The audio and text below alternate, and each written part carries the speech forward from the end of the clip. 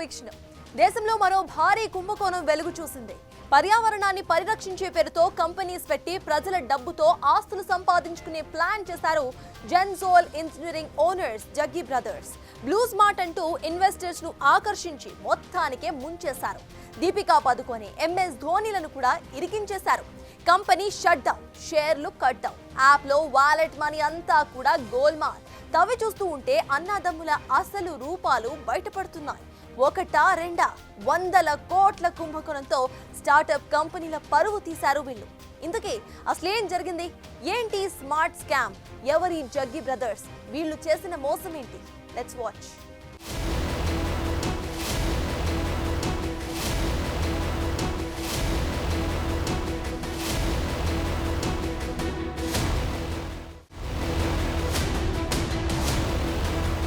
అంతా స్కామ్లమయం, జగమంతా స్కామ్లమయం అన్నట్లుంది దేశం పరిస్థితి. ఒకప్పుడు దొంగ లెక్కలతో పోలిస్తే ఈ స్మార్ట్ యుగంలో జరిగే స్మార్ట్ స్కామ్లు మతిపోగొడుతున్నాయి. కొత్త ఆవిష్కరణలొస్తే సమాజం మరింత ముందుకెళుతుందని అనుకుంటుంటే స్టార్టప్పుల్లో కూడా స్మార్ట్ గా స్కామ్ చేసేస్తున్నారు కొంతమంది కేటుగాళ్లు. ఇలాంటి వారే ఇప్పుడు మనం చెప్పుకోబోతున్న Jaggi brothers. Gensol Engineering scam సూత్రధారులు, పాత్రధారులు వీళ్లే. జెన్సోల్ ఇంజనీరింగ్ లిమిటెడ్ ప్రమోటర్లైన అన్మోల్ సింగ్ జగ్గీ, పునీత్ సింగ్ జగ్గీ చేసిన financial frauds corporate governance failure కి అద్దం పడుతోంది. దీంతో Securities and Exchange Board of India SEBI April 15న మధ్యంతర ఉత్తర్వుల్లో బట్టబయలు చేసింది. ఇందులో భాగంగా సెబీ జెన్సోల్ ఇంజనీరింగ్ ప్రమోటర్లు అన్మోల్ సింగ్ జగ్గీ, పునీత్ సింగ్ జగ్గీలను కంపెనీలో డైరెక్టర్ల పదవి నుంచి తొలగించింది. అలాగే ఈ ఇద్దరికి మార్కెట్లోకి ఎంట్రీ లేకుండా నిషేధించింది. ఇక ఇప్పుడు వీళ్లు చేసిన పాపానికి వీళ్ల కంపెనీలో పెట్టుబడులు పెట్టిన బాలీవుడ్ అగ్రనటి దీపికా పదుకొనే, క్రికెట్ ప్రపంచంలో కెప్టెన్ కూల్ అయిన ఎంఎస్ ధోనీలకు కూడా టెన్షన్ పట్టుకుంది.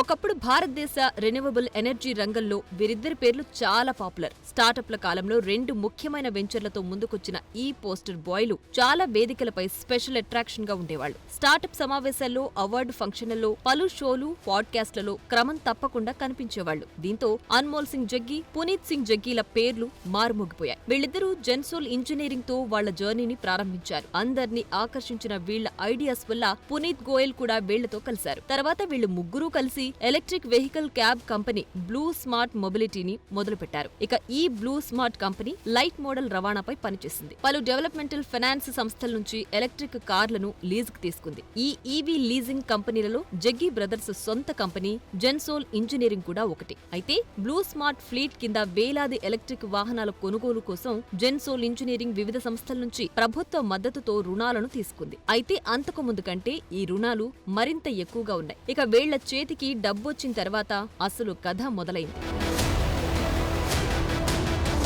Gensol Engineering company, Indian Renewable Energy Development Agency IREDA, Power Finance Corporation PFC వంటి ప్రభుత్వ రంగ సంస్థల నుంచి సుమారు 977.75 కోట్ల రూపాయల రుణాలను తీసుకుంది. ఈ డబ్బులన్నీ బ్లూ స్మార్ట్ కు లీజ్ కివ్వడానికి 6,400 ఎలక్ట్రిక్ వాహనాలను కొనుగోలు చేయడానికి ఉద్దేశించినవి. అయితే సెబీ నివేదిక ప్రకారం ఇందులో కేవలం 4,704 ఈవీలను మాత్రమే కొనుగోలు చేసినట్టు తెలిసింది. దీనివల్ల తీసుకున్న అప్పులో 200 కోట్లకు పైగా డబ్బులు లెక్కల్లోకి రాలేదు. తీగ లాగిన తర్వాత తెలిసిందేంటంటే కంపెనీకి సంబంధం లేని ఖర్చుల కోసం, వ్యక్తిగత ఆస్తులు కూడబెట్టుకోవడం కోసం ఈ నిధులను మళ్లించినట్లు తెలిసింది. జగ్గీ బ్రదర్స్ లెక్కల్లో గోల్మాల్ చేసి DLF కి చెందిన ది కామెలియాస్ తో సహా గురుగ్రామ్లో లగ్జరీ అపార్ట్మెంట్ కొనుగోలు కోసం 42.94 కోట్లు ఖర్చు చేశారు. అలాగే ఒక గోల్ఫ్ సెట్ కోసం 26 లక్షలు వెచ్చించారు. ఇక విదేశీ ప్రయాణాలు, క్రెడిట్ కార్డు చెల్లింపులు, ఇతర లగ్జరీ ఖర్చుల కోసం కంపెనీ నిధులను నీళ్లలా ఖర్చు చేసేశారు. తమ తల్లి పేరుతో తీసుకున్న 6.2 కోట్ల అపార్ట్మెంట్ తో పాటు ఇంకొన్ని డబ్బులు సంబంధిత ఇతర సంస్థలకు కూడా బదిలీ చేశారు. వీటిలో go auto private limited, solar industries private limited వంటి సంస్థలు కూడా ఉన్నాయి. ఇవి కూడా జగ్గీ బ్రదర్స్ కు వాటాలున్న కంపెనీలుగా గుర్తించారు. ఇలా అప్పు తీసుకున్న నిధులను సొంత ప్రయోజనాల కోసం మళ్లించారు.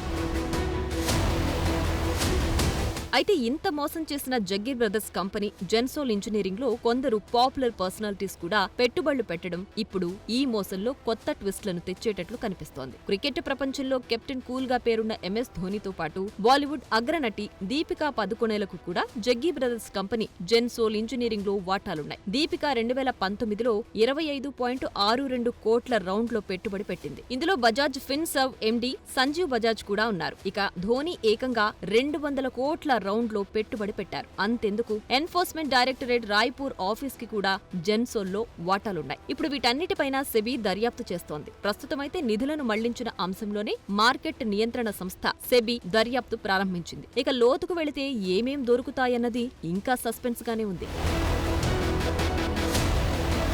నిజానికి బ్లూ స్మార్ట్ వ్యాపారంలో లోతైన భాగస్వామ్యం ఉన్న జెన్సోల్ ఇంజనీరింగ్ మొదట్లో బాగా పనిచేసింది. 2017 ఆర్థిక సంవత్సరంలో అమ్మకాలు 61 కోట్ల రూపాయలుండగా 2024 ఆర్థిక సంవత్సరం వచ్చేసరికి 1152 కోట్లకు చేరుకుంది. దీని షేర్ ధరలు దాదాపు 4300 కోట్ల మార్కెట్ క్యాపిటలైజేషన్ తో ఒక్కో షేరుకు 1126 రూపాయలకు గరిష్టంగా ఉంది. అయితే షేర్ ధరలను తారుమారు చేయడం, జెన్సోల్ నుంచి నిధుల మళ్లింపు గురించి సెబీకి ఫిర్యాదు అందినప్పటికీ పరిస్థితులు మారిపోయాయి. దీంతో సెబీ తన దర్యాప్తును ప్రారంభించింది. ఇది జరిగిన వెంటనే కంపెనీలో మరిన్ని సమస్యలు బయటపడ్డాయి. మార్చ్ 2025లో CARE రేటింగ్స్, ICRAలు జెన్సోల్ క్రెడిట్ రేటింగ్లను Dకి తగ్గించాయి. ఇది రుణాలు తిరిగి చెల్లించడంలో జాప్యం చేసే కంపెనీలకు ఉపయోగించే రేటింగ్. దీంతో కంపెనీ పరిస్థితి దిగజారింది.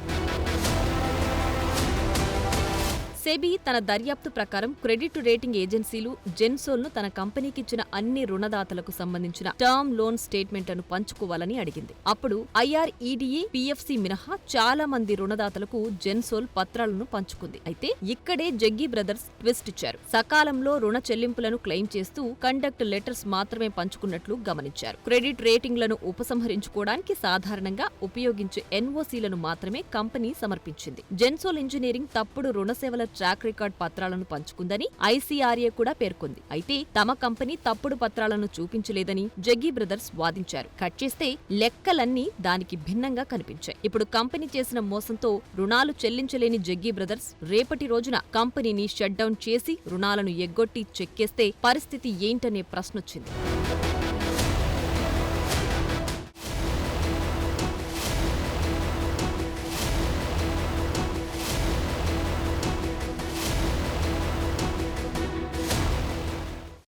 ఇంకి పెళ్లి సుబ్బి చావుకొచ్చినట్టు జగ్గీ సోదరుల నిర్వాకం యావత్ స్టార్టప్ రంగంపై చెడు ముద్ర వేసినట్లే కనిపిస్తోంది. ఇటీవల కాలంలో కొత్త ఆవిష్కరణలతో ముందుకు దూసుకుపోతున్న భారత స్టార్టప్ రంగం ఇకపై కొత్త సవాళ్లను ఎదుర్కోవాల్సి వస్తుంది.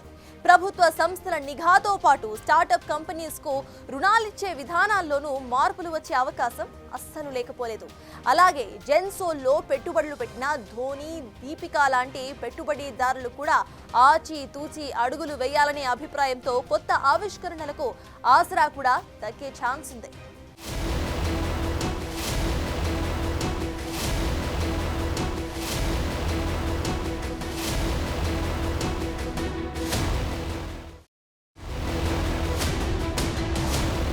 తాజా ఆరోపణల నేపథ్యంలో బ్లూ స్మార్ట్ తన క్యాబ్ సేవలను ఢిల్లీ NCR, బెంగళూరు, ముంబైలలో తాత్కాలికంగా నిలిపివేసింది. ప్రస్తుతం యూజర్లు బ్లూ స్మార్ట్ యాప్లో రైడ్లను బుక్ చేయలేకపోతున్నారు. అలాగే బ్లూ వాలెట్లో ఉన్న నిధులు డ్రా చేసుకోవటానికి యూజర్లంతా కష్టపడుతున్నారు. ఇప్పటికైతే కంపెనీ యాప్ ద్వారా రిఫండ్ ఇస్తామని ప్రకటించినప్పటికీ అందులో జాప్యం జరుగుతూనే ఉంది. కాగా ఈ కుంభకోణం కారణంగా జెన్సోల్ ఇంజనీరింగ్ షేర్లు 15 రోజుల్లో 50% కంటే ఎక్కువ పడిపోయాయి. దీనివల్ల పెట్టుబడిదారులు భారీ నష్టాలను చవిచూశారు.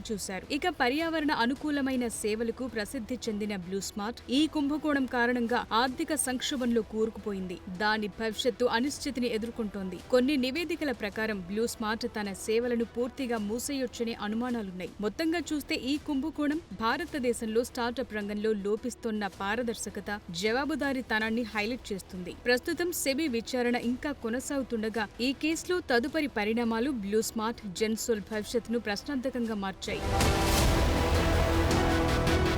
కంపెనీలో ప్రమోటర్లైన జగ్గీ బ్రదర్స్ షేర్ విలువ ఇప్పుడు ఘోరంగా పడిపోయింది. పబ్లిక్ షేర్ హోల్డింగ్ దాదాపు 1,10,000కు పెరిగింది. అంటే దాదాపు 65% పెరిగింది. ప్రమోటర్ యాజమాన్యం ద్వారా 35% పడిపోయింది. ఇక IREDA, PFC వంటి రుణదాతలు జగ్గీ బ్రదర్స్ తాకట్టు పెట్టిన షేర్లను లోన్ కొలాటరల్ గా విక్రయించడంతో ప్రమోటర్ హోల్డింగ్ అతి తక్కువ స్థాయికి పడిపోయుండొచ్చని సెబీ గుర్తించింది. ఇప్పటి వరకు ఒక వెలుగు వెలిగిన కంపెనీ ఇంతగా దిగజారటానికి జగ్గీ బ్రదర్స్ చేసిన నిర్వాకమే కారణమన్నది స్పష్టం. స్టాక్ పట్ల పెట్టుబడిదారులను ఆకర్షించడానికి జగ్గీ సోదరులు స్టాక్ ఎక్స్చేంజీలకు అనేక తప్పుడు ప్రకటనలు చేసినట్లు సెబీ ఆర్డర్ పేర్కొంది.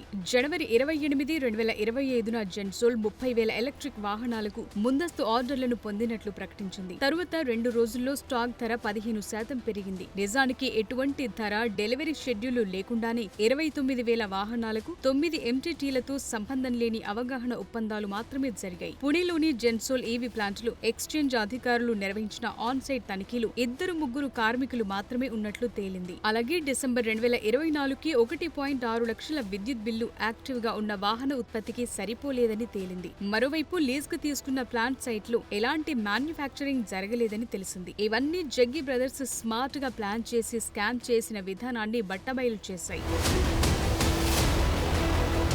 ఇక జెన్సోల్ ఇంజనీరింగ్, బ్లూ స్మార్ట్ మొబిలిటీతో సంబంధమున్న ఆర్థిక కుంభకోణంలో బాలీవుడ్ నటి దీపికా పదుకునే, ప్రఖ్యాత క్రికెటర్ MS ధోని పాత్ర గురించి కూడా పలు పుకార్లు షికారు చేస్తున్నాయి. అయితే ఈ కంపెనీలో వీళ్లు కేవలం పెట్టుబడిదారులుగానే ఉన్నారు. బ్లూ స్మార్ట్ మొబిలిటీలో పెట్టుబడి పెట్టిన ప్రముఖ వ్యక్తులు వీళ్లు కూడా ఒక భాగమంతే. ఎలక్ట్రిక్ వాహన రైడ్ హైలింగ్ స్టార్టప్ గా 2018లో ప్రారంభమైన బ్లూ స్మార్ట్ అప్పటికే ఉన్న ఊబర్, ఓలాతో పోటీ పడే లక్ష్యంతో స్థాపించబడింది. ప్రారంభంలోనే ఇందులో 4,100 కోట్లకు పైగా నిధులొచ్చాయి. ఈ క్రమంలోనే ధోని, దీపికాతో పాటు సంజీవ్ బజాజ్, అజ్నీర్ గ్రోవర్ వంటి ఇతర ప్రముఖులు కూడా పెట్టుబడి పెట్టారు. అయితే వీళ్ల పెట్టుబడికి సంబంధించిన ఖచ్చితమైన మొత్తం, వాటా వివరాలు పబ్లిక్ డొమైన్ లో స్పష్టంగా అందుబాటులో లేవు. జగ్గీ బ్రదర్స్ కంపెనీ రుణాలను దుర్వినియోగం చేసినందువల్ల బ్లూ స్మార్ట్ ఆర్థిక సంక్షోభంలో చిక్కుకుని దాని సేవలను నిలిపివేసింది. షేర్ విలువలు భారీగా పడిపోయిన తరువాత ధోని, దీపిక వంటి పెట్టుబడిదారులు ఆర్థిక నష్టాన్ని ఎదుర్కొనే అవకాశం ఉంది. కాబట్టి ఈ కుంభకోణంలో వీళ్లు బాధితులుగానే ఉన్నట్లు తెలుస్తోంది. ఎందుకంటే ధోని, దీపికాలు ఈ కుంభకోణంలో నేరుగా నిధుల దుర్వినియోగంలో భాగం కాలేదు. కేవలం బ్లూ స్మార్ట్ లో పెట్టుబడి పెట్టిన వ్యక్తులుగా మాత్రమే ఉన్నారు. ఇక ఈ స్కామ్ లో తదుపరి చట్టపరమైన చర్యలు చూస్తే సెబీ ఇప్పటి వరకు తీసుకున్న చర్యలతో పాటు జెన్సోల్ ఇంజనీరింగ్ ఆర్థిక రికార్డులను వివరంగా పరిశీలించడానికి ఫోరెన్సిక్ ఆడిటర్ నియామకాన్ని సెబీ ఆదేశించింది. ఈ ఆడిట్ నిధుల దుర్వినియోగం, నకిలీ డాక్యుమెంట్లు, సంబంధిత సంస్థలకు నిధుల బదిలీ వంటి అంశాలను లోతుగా విచారించనుంది. అలాగే మార్కెట్ మ్యానిపులేషన్ నిరోధించడంలో భాగంగా జెన్సోల్ ప్రతిపాదిత స్టాక్ స్ప్లిట్ ను సెబీ నిలిపివేసింది. ఇక ఫోరెన్సిక్ ఆడిట్ పూర్తయిన తరువాత సెబీకి సమగ్ర నివేదిక అందుతుంది. ఫలితాల ఆధారంగా సెబీ జగ్గీ బ్రదర్స్ పై అదనపు జరిమానాలు విధించొచ్చు, లేదంటే క్రిమినల్ చర్యలు తీసుకునే ఛాన్స్ ఉంది. జగ్గీ సోదరులతో పాటు సంబంధిత సంస్థలపై కూడా మరింత కఠినమైన చర్యలు తీసుకోవచ్చు. ఇందులో వారి ఆస్తుల జప్తు నుండి జరిమానాలు భారీగా ఉండే అవకాశం ఉంది. అలాగే మోసం, నిధుల దుర్వినియోగం, నకిలీ డాక్యుమెంట్ల ఆరోపణలపై క్రిమినల్ కేసులు నడుస్తున్నాయి. సెబీ ఈ కేసును ఎకనామిక్ ఆఫెన్సెస్ విభాగం లేదంటే సెంట్రల్ బ్యూరో ఆఫ్ ఇన్వెస్టిగేషన్ వంటి ఏజెన్సీలకు రిఫర్ చేయొచ్చు. అయితే జగ్గీ బ్రదర్స్ నిర్వాకం కారణంగా జెన్సోల్ షేర్లు 2025లో 83% నుండి 90% వరకు క్షీణించాయి. దీనివల్ల పెట్టుబడిదారులు భారీ నష్టాలను చవిచూశారు. కాబట్టి దీపికా పదుకునే, ధోని లాంటి ప్రముఖ పెట్టుబడిదారులంతా కలిసి సెబీ ద్వారా లేదంటే కోర్టుల ద్వారా నష్టపరిహారం కోరే అవకాశం ఉంది. ఇది క్లాస్ యాక్షన్ సూట్లకు కూడా దారితీయొచ్చు. మరోవైపు ఈవీ ప్రోత్సాహాన్ని మరింతగా పెంచాలనే ఊబర్ ప్రణాళికలకు ఇది పెద్ద ఎదురుదెబ్బగా చెప్పాలి. ఒక సమయంలో బ్లూ స్మార్ట్ ను కొనుగోలు చేయాలని భావించిన ఊబర్ ఇప్పుడు ఆ కంపెనీతో చేసిన ప్లాన్స్ ను నిలిపివేస్తోంది. బ్లూ స్మార్ట్ డ్రైవర్లకు జీతాల చెల్లింపులు కూడా సందిగ్ధంలో పడ్డాయి. దీనివల్ల 10,000 మందికి పైగా డ్రైవర్ల భవిష్యత్తు ప్రశ్నార్థకంగా మారింది. ఇకపోతే ఈ స్కామ్ లో Indian Renewable Energy Development agency, power Finance corporation నుండి 977.75 కోట్ల రుణాలు దుర్వినియోగమయ్యాయి. కాబట్టి ఈ సంస్థలు తమ రుణాలను తిరిగి పొందటానికి చట్టపరమైన చర్యలు తీసుకోవచ్చు.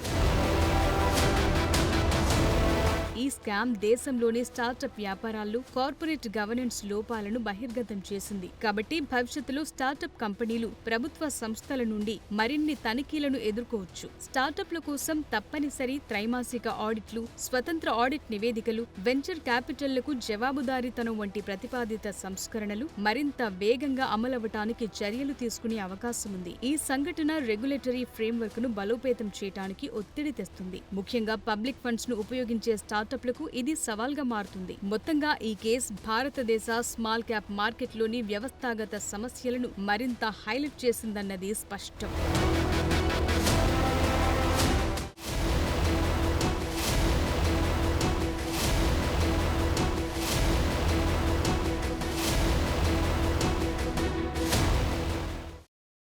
స్మార్ట్ యుగంలో ఇలాంటి స్మార్ట్ స్కామ్లు ఇంకా ఎన్ని జరుగుతాయో కానీ వీటి వల్ల ఎంతో మంది జీవితాలతో పాటు ఇప్పుడిప్పుడే పుంజుకుంటున్న స్టార్టప్ రంగానికి కూడా పెద్ద ఎదురుదెబ్బే అనుకోవాలి.